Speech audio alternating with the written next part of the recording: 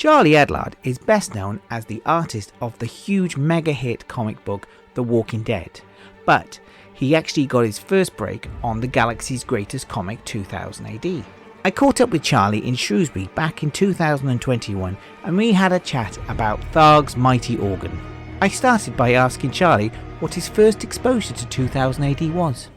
I was probably one of the fewer people that came into 2000 AD via Star-Lord, which would be, 79, 80, Something like that, around Prog 80, I think. Yeah, it was quite early. I remember being very aware of 2000 AD, but just for some reason not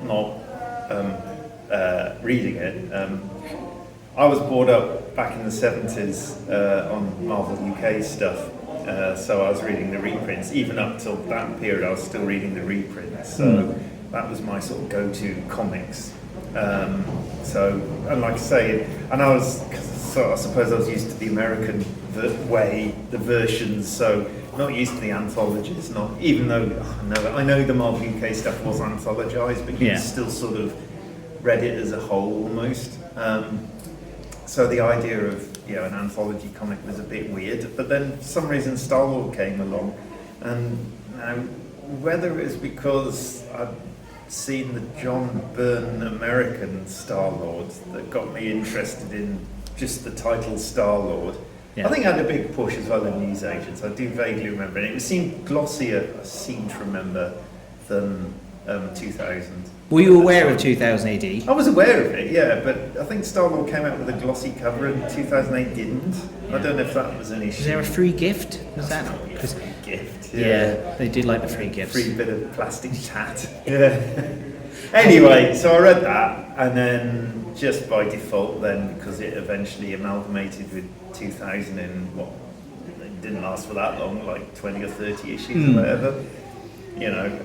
Started reading 2000 AD by default after that. The old hatch, match and dispatch drew you in. Absolutely, and slowly it absorbed Star-Lord, the logo got smaller and smaller until it just became 2000 AD again. And Robusters was probably the only strip that, I think... No, Strontium Dog? Oh, Strontium Dog. Strontium Dog was Star-Lord. Was from Star-Lord as well, yeah. So there's a couple of ones that lasted. Yeah, so your work on 2000 AD, was it the magazine or in 2000 AD first? It was the magazine I thought so. When I was at the sort of beginnings of my career, Armitage, was that the first? Armitage was, I did a Judge Dredd strip, the first ever professional comics where I've got a spider literally in front of my eyes. There we go, I think. Anyway, Judge Dredd, The Hand of Fate, which is I think a 10-page strip at the time for the magazine, was my first ever professional comic book work. I'd done a few cartoons and stuff before, but that was my first ever... Really? So 2000 AD was your first work then? The Dredd magazine was, that was my first ever fully painted, so it's a bit of a baptism of fire, because I wasn't really a painter either, but of course... So you say it was painted. Yeah. Was that your choice, or was it? It was just what mandated? You did back then. It was the late 80s, early 90s. So the Bisley curse. The Bisley and McKean curse. You either were more Bisley or you were more sort of see something more like Dave or whatever. But so everyone was fully painting comics. So like you said, it just seemed what you did. I don't even remember a conversation about it. In terms of, can we have it black and white with colour? It was always, no, this has to be, get the acrylics out sort of thing. So, This is some great chat between me and Charlie. I hope you're enjoying it. Make sure you give me a like and subscribe to my channel if you are enjoying it. Now let's get back to the chat, where I'm about to forget a major part of Charlie's work. And then I think you did Savage, Pat Mills. Well, I did Armitage first. Okay. There was a gap. There's a distinct gap in my career between the initial run for the magazine, which was that Hand of Fate. Then I went on to Armitage, the second book, and then after that, I did a couple of short black and white Armitage strips as well. After that, And then I did some American work, and then the X-Files and everything like that came calling. And then I returned to 2000 AD, probably late 90s it must have been. They asked me if I was interested in doing Savage with Pat. So did you have any input in that, or was it all Pat's? Pat had pretty much written the script before I had a chance to sort of give my opinion. But I really enjoyed. That's my kind of thing anyway. You know, that sort of more down to earth stuff. I'm not very good at the cosmic sort of stuff. So it worked for me. And my only sort of, I mean, Pat and I had quite a lot of email sort of conversations about it. And I remember saying to Pat, the one thing I wanted to do with Savage, which I think, we both agreed would be a good idea, would be to, I was saying, comics don't shock anymore, we're long past the sort of the heyday of 2000 AD, back in the late 70s or whatever, early 80s, sort of shocking through various depictions of whether it was violence or language or whatever. And I said, the only way you're going to shock now is through ideas. And I was quite encouraging of Pat to get as political as possible with this, so we could cause some sort of furore, or whatever. I was sort of quite actively saying, come on, let's amp up the politics of this, because it was the obvious thing to amp up politics in that strip. Yes. But I loved it. I loved it. It worked really well in black and white as well. It's 2000 AD. If it's when you have a black and white strip, it really does stand out. It does.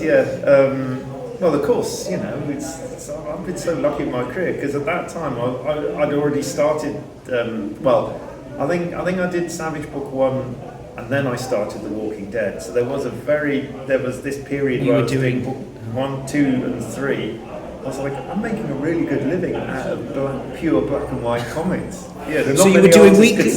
You were doing Walking Dead monthly and Savage at the same time. At various points, I mean, I think they were giving me, through various discussions with Matt Smith as well, obviously the editor, sort of working out the deadline so I could squeeze it in, and then we ended up sort of discussing that, shall we, originally Pat then said, do you want to do book 4? And I was like, it was getting to that point where I remember saying, yes I do, but I'll only be able to do it for this date. And it was too late for them. Right. And then we did discuss about just wrapping it up as just doing 3 books. And to be honest, that for a while Pat had sort of agreed to do that, and then he emailed me and said, you know what, I really want to carry this on, are you okay with that? And I said, and of course Patrick Goddard took so Pat was good enough to sort of let me know, and say, if you can't do it for this date, but I want to carry on, what do you want to do, sort of thing. And I just said, I'm going to have to say goodbye to Savage, unfortunately. So. I think that was your last work in 2000 so far? Yes, it was, because I did a few longer Dredd sort of strips, I think, in between. It might have been, those would have been pre-Walking Dead, so those, I can't remember, I honestly can't remember the chronological part of whether I did the Dredd strips before I started Savage or I did those in between, but I did a couple of ones with John, funny enough. So those were good fun. Yes. They were sort of 5-6-parter sort of thing, so a nice chunk of work. Yeah, definitely. So have you read 2000 AD at the moment? I do, well, I mean, I'm one of the lucky ones that gets sent it every week, so I do read it, What's your opinion of it at the moment? How do you feel? So, do I have to be careful what I say now? Well, no, I'm not careful in my videos about it. I say what I feel. I still think it's a great thing, 2000 AD. It's so nice that we've still got it, and it's so nice that it's around, and it's still, it's still a great breeding ground for creators and things like that. But sometimes I get the impression that it's sort of coasting a bit. So sometimes you'll open it up and going, as an artist as well, you know, I'm attracted obviously initially to the visuals, and sometimes you'll open it up, it looks all kind of fairly generic. Sometimes there'll be a strip that really pops, sometimes not. You know, I think it's the curse of the anthology, though. You can't have a perfect anthology. No, it's almost impossible. I think there's always something good in it, and I mean, you know, it's definitely in a better state than it was in the 90s.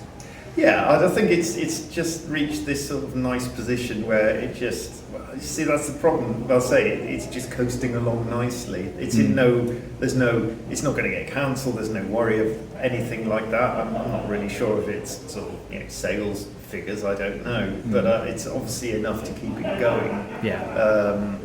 And I think everyone's quite happy with how that sort of pans out. But there again, I suppose, you know, if you were in danger of cancelling, you might want to get a bit more exciting with it, just to see what you can do with it. So it's a tricky one. It really is a tricky one, but it's, at least we've got it. That's yes, the main thing. 40 years, and it could run for another 40 years easy. Yeah, I could honestly see it run.